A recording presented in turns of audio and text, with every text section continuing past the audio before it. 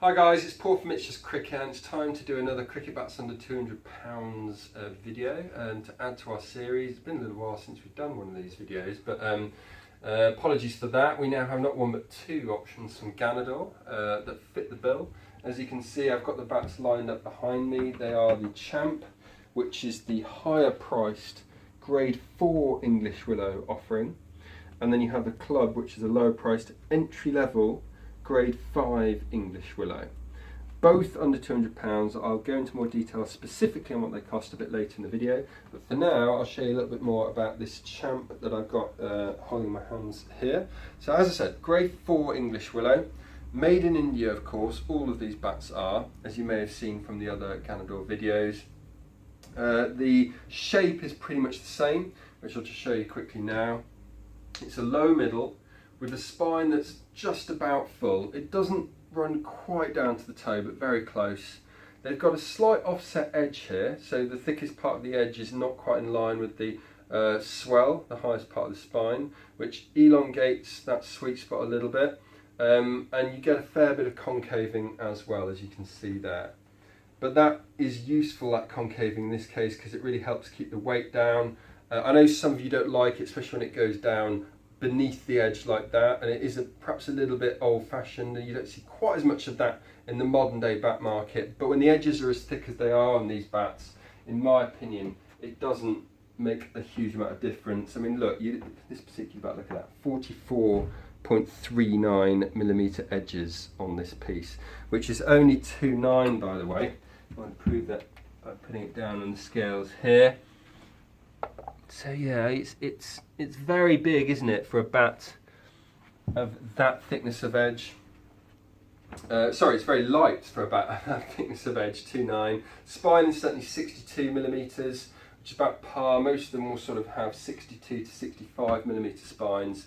And the edges are usually not quite as thick as 44, they're usually around 38 to 40mm mark. But I just wanted to show that you can occasionally get some really big ones like this one. So you're always going to get thick edges, you're always going to get a pretty high spine on these bats in either grade, and you're always going to get the low middle with a spine that's almost full.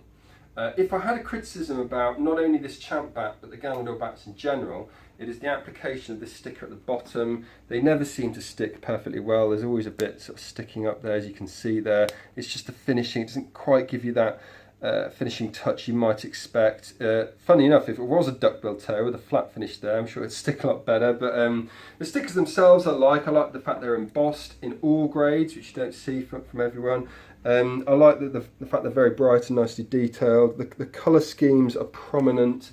I love this purple and yellow combination. I think it looks really good, and I like the way how it extends the grip as well.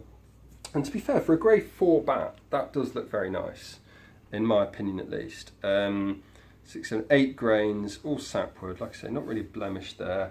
If you look at the bats here, you'll be able to sort of realise that the Club is obviously priced lower, graded lower, because it has, in this case, uneven grains, a few little extra blemishes that you won't see on the Champ. The Champ generally a little bit cleaner.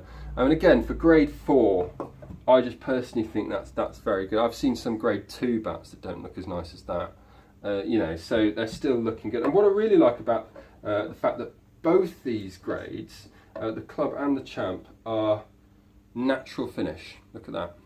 So there's no sort of sheet applied, no Fibertex sheet, no fake grain sheet that you can often see in this sort of grade 5 English Willow.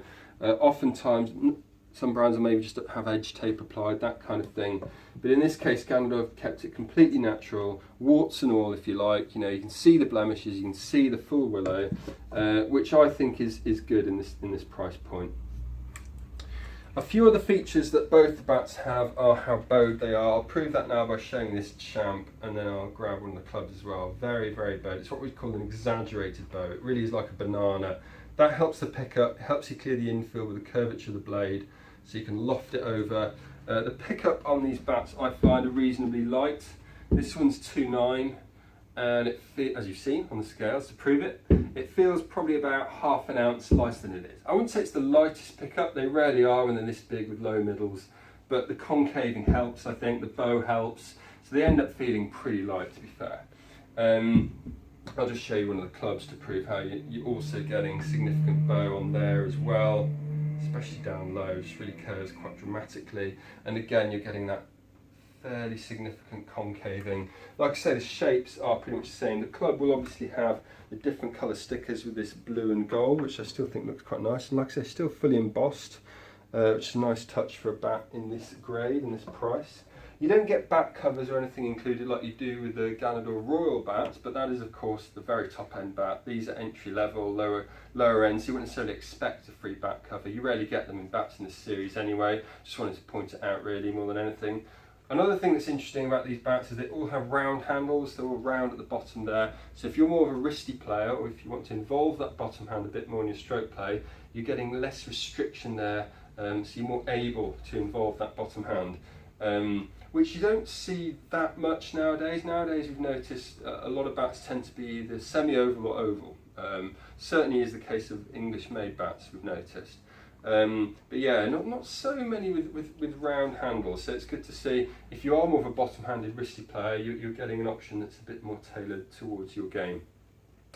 In terms of the toes, they're always quite thick as well, around the 20mm mark, so you're getting a lot of wood down low as well. And the mallet response, you're probably quite curious to hear how these sound off the mallet.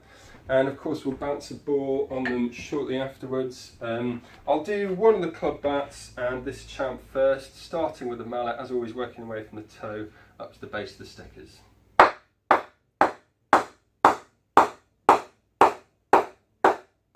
So all of these bats need knocking in, about 3 hours or so, which we can do for you of course if you were to get the bat. They're only going to get better after knocking in.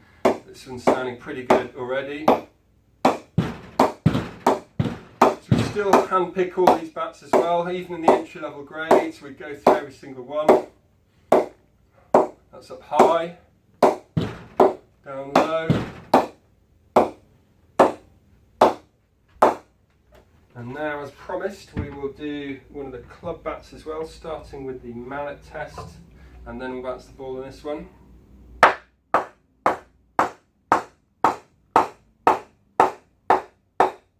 See some indentation marks in these already. They are actually quite soft as far as bats in this price range go. Often when you're paying this sort of money for a bat, they end up being a bit harder, but Ganador bats generally across the board seem to be fairly soft, so if you're looking for a bat with sort of instant performance, or at least very quick peak performance level, then it's the kind of brand you're likely to find that with. Up high, down low. So yeah, multiple ceiling shots, regardless of the price, regardless of the grade. It's good to see. In terms of the price, I'm going to be more specific now, and you can see, in fact I'll grab that one again. For simplicity, you can see the price tags. They're $179.99 and $139.99. Whilst you've got that shot, you'll also see that it's quite busy on the back there with stickers. It's not just this one that bubbles up here. It's just the fact that a lot of the blade is taken up by stickers. I would have liked to have seen a bit more bare wood, in my personal opinion. I know some of you like a lot of stickers and a lot of bling, if you like, but perhaps not for everyone. And also, to be honest, I think the finishing on these bats, not the best. I mean, if you look how sharp the edges are, for example, you know, that takes a lot of extra work when you're knocking it in. You've got to be extra careful when they're that sharp. Bone them first before you start rounding them, we'd recommend. You know, some of them are a little bit on the dry side, but you know, there's quite a few Indian made bats of which this is the case. It's not massively unusual really.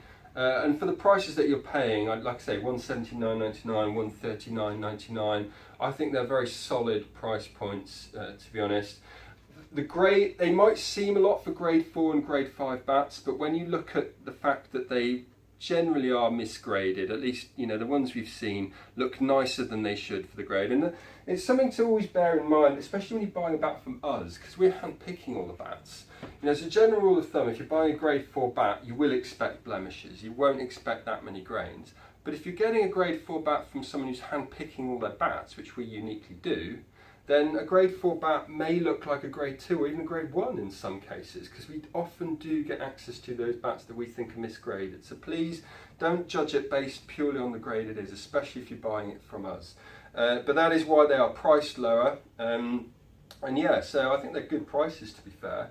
But like I said, the performance has been consistent. These bats are regularly appearing in my top 5 videos. You may have seen the one I've just done where the Blitz was there, and the one before that where the top Ganador Raw bat came number 1.